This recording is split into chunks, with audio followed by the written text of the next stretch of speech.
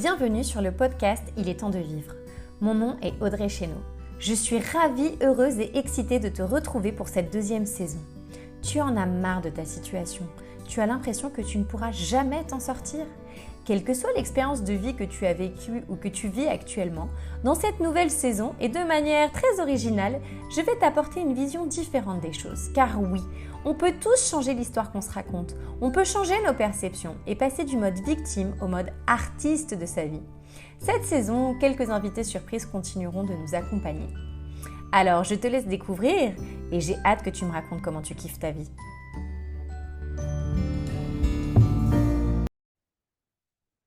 Bonjour à tous et bienvenue sur le podcast Il est temps de vivre. Je suis Audrey Chéneau, entrepreneuse multicasquette et je suis ravie de vous retrouver pour un nouvel épisode. On en arrive à la lettre U et pour la lettre U, vous m'aviez attribué le mot unique. Alors, sur le coup, j'étais heureuse et en même temps, je me suis dit, tiens, c'est vrai que sur certains côtés, je suis assez unique. On me dit parfois, si tu n'existais pas, faudrait t'inventer. Et en préparant ce podcast, j'ai trouvé intéressant d'aller pousser sur ce thème-là et finalement, c'est quoi les avantages, c'est quoi les inconvénients et comment en faire une force pour vraiment être acteur de sa vie. Donc, en fait, le terme unique, il fait vraiment référence à quelque chose qui est seul, sans égal, distinct dans sa catégorie. Donc, en fait, quand on qualifie quelque chose ou quelqu'un d'unique, ça veut dire que rien de semblable ou de comparable n'existe. Donc, ça peut être lié à des caractéristiques, des qualités, des attributs, des circonstances particulières qui rendent la personne ou la chose exceptionnelle ou différente de tout le reste.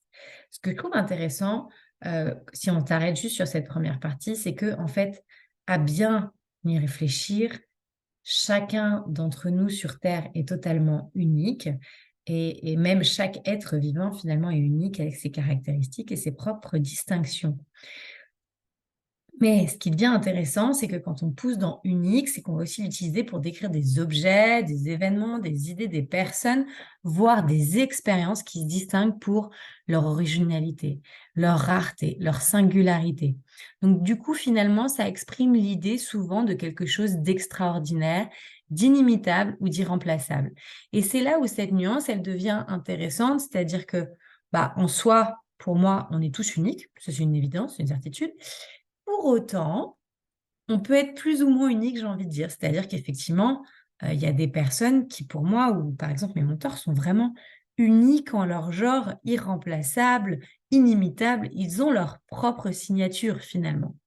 Donc en fait, c'est bien de noter que le terme unique, il est absolu dans son sens et en fait, il signifie qu'il ne peut pas y avoir de degré de singularité. C'est quelque chose vraiment, soit c'est unique, soit ça l'est pas. Il n'y a pas c'est pas, tu es un petit peu unique. Non, ou tu l'es, ou tu l'es pas. Donc, en fait, on peut l'utiliser quand même de manière relative pour souligner un caractère exceptionnel d'un élément par rapport à son environnement ou son contexte.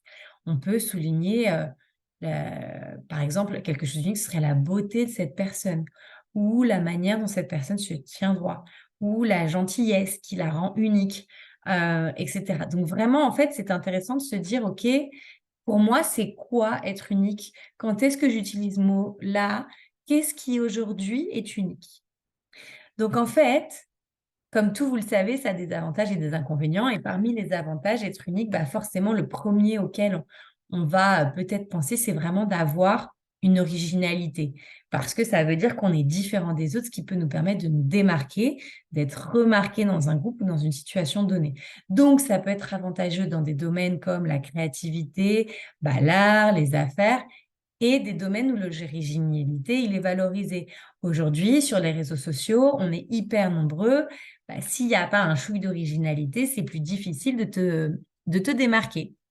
Et puis ensuite, le fait d'être unique, ça permet de développer vraiment une identité, sa propre identité, une identité distincte. Et ce qui est intéressant, c'est que quand on va s'arrêter de se dire, tiens, est-ce que je suis unique? Ou se poser cette question, en quoi je suis unique?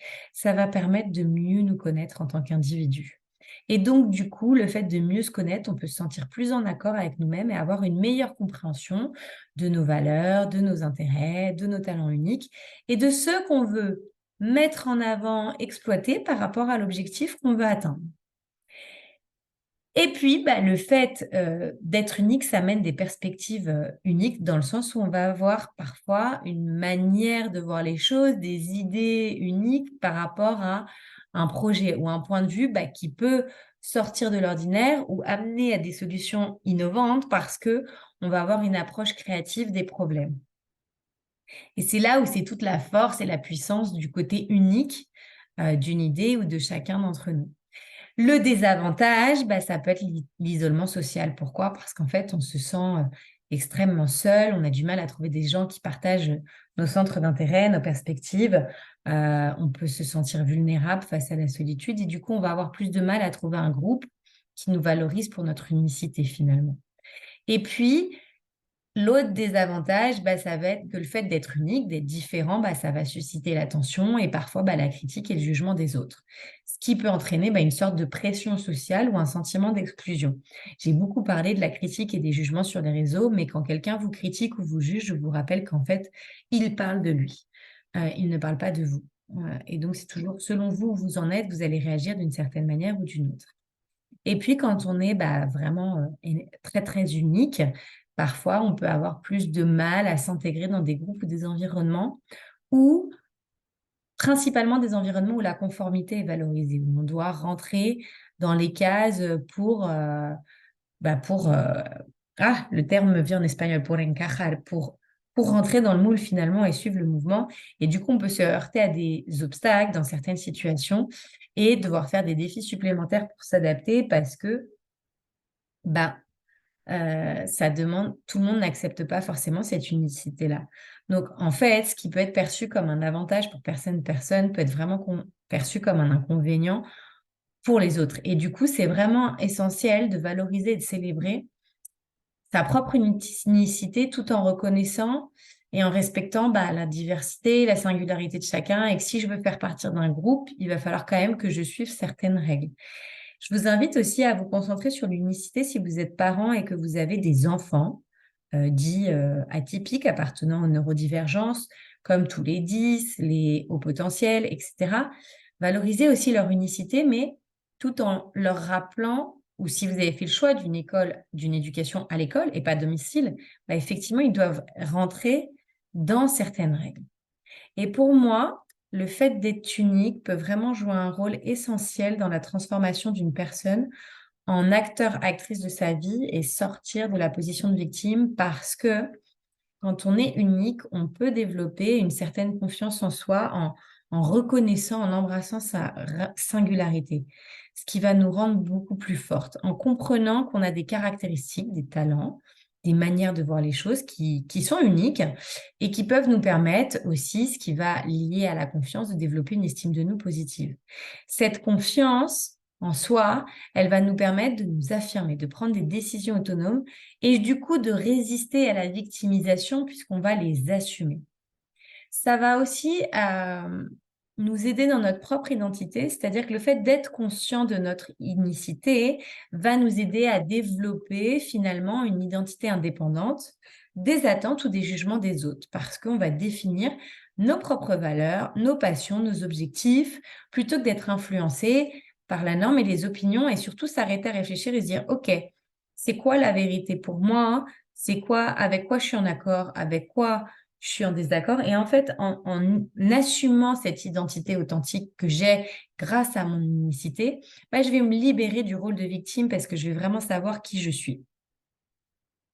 Et puis, le fait d'être unique, ça va nous inviter vraiment à prendre la responsabilité de notre vie plutôt que de se considérer comme une victime dans les circonstances parce qu'en fait, à partir du moment où on assume qu'on est unique, qu'on a certaines spécificités, on va peut-être adopter plus facilement une mentalité proactive, une mentalité de croissance et pas fixe. Et du coup, ça va nous aider à chercher des solutions originales pour nous confronter aux défis et devenir pleinement acteur, actrice de notre vie en prenant des mesures pour créer le changement et atteindre nos objectifs à travers notre unicité. Et donc, du coup, en quoi ça va sortir de la posture de victime, c'est que ça va nous permettre, à travers l'innovation et la créativité, de chercher des solutions qui vont peut-être parfois sortir des sentiers battus et on va s'autoriser à sortir des sentiers battus ou chercher des alternatives. Ce qui nous permet de surmonter les obstacles parce qu'on a un plus grand champ des possibles que quand on se limite à une seule solution. Et puis, Quand on est unique, ça peut être une véritable inspiration pour les autres, en étant pleinement nous-mêmes, en exprimant notre unicité. Et ça peut vraiment permettre de prendre le contrôle de sa vie parce qu'on se dit, OK, je contribue à quelque chose de plus grand que moi, entre guillemets, j'ai une certaine responsabilité. Et donc, euh, je veux montrer que c'est possible de se libérer de telle mentalité ou etc. Et j'ai envie d'influencer positivement les autres et de les encourager à prendre leur pouvoir, ce qui va du coup, par effet ricochet, moins m'inviter à prendre mon pouvoir, à mieux me connaître et à vraiment être dans cette idée-là. Donc en fait, c'est important de noter que chaque situation, chaque individu est unique et que sortir du statut de victime et devenir pleinement acteur, actrice de sa vie, bah, ça peut prendre du temps, des efforts, demander du soutien. Mais c'est intéressant bah, d'aller travailler, parfois de se faire accompagner avec des professionnels, de la santé mentale ou des mentors ou des coachs pour accompagner ce développement. Mais ça passe par la connaissance de soi. Et plus on se connaît, plus on se sent unique finalement parce qu'on voit nos différences aussi avec le reste que du monde qui fait toute la beauté de notre personne. Donc voilà pour ce podcast du jour. N'hésitez pas à le partager, le commenter, le liker, à mettre 5 étoiles sur Apple Podcast et je vous dis à bientôt pour un nouvel épisode.